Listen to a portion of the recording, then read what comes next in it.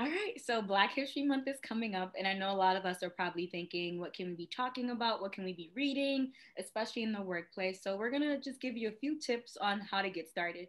So, the first tip is really thinking about what does Black History Month mean for you as a company, right? Especially if you haven't done this before, you're probably wondering, okay, how do we say something and we're making sure that we're intentional about what we're saying and that we're also honoring Black history based on all the things that we've seen before, right? So, one, just state what Black History Month means for you as a company. And that could be probably a statement.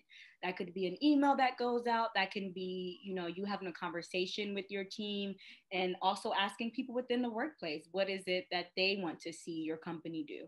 That brings me to my next point, which is what do people in your company want to do, right? Especially if you have folks who identify as Black, how do they want to celebrate Black History Month if they do at all, right? We don't want to make the assumption that every Black person does, but what does it mean for them? And maybe that can sort of help think about what are some questions they might want to have or discuss as well.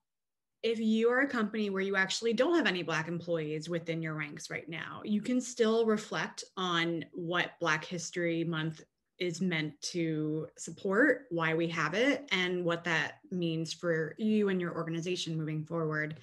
A lot of organizations and teams are reflecting on their demographic makeup right now.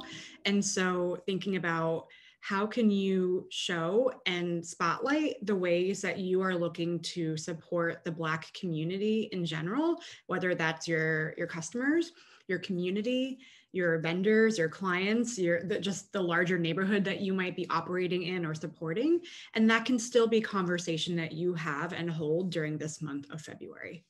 And going off of Felicia's point, which I really love about action, right? We always say not just thinking about how we celebrate, but who are in the places that they need to be, right? So representation is key, but then also thinking about promotion.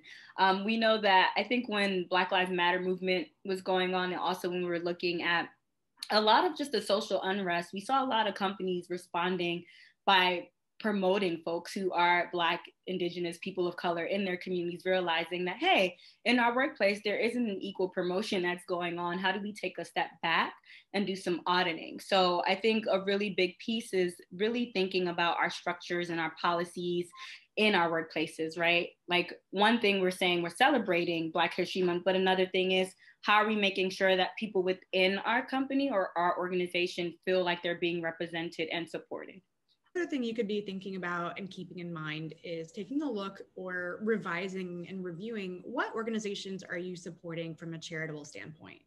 As a B Corp, She Geeks Out has, as part of our mission, a mandate to give back and support other organizations, nonprofits, and community organizations. And so that's something that's really close to our values and close to our mission. And so we've actually, this past year, taken a look and revised a little bit around who we're supporting. Last tip would be really think about what happens once February is over, because whatever you're doing in February for Black History Month should be perpetuated throughout the year and not just limited to 1 month only.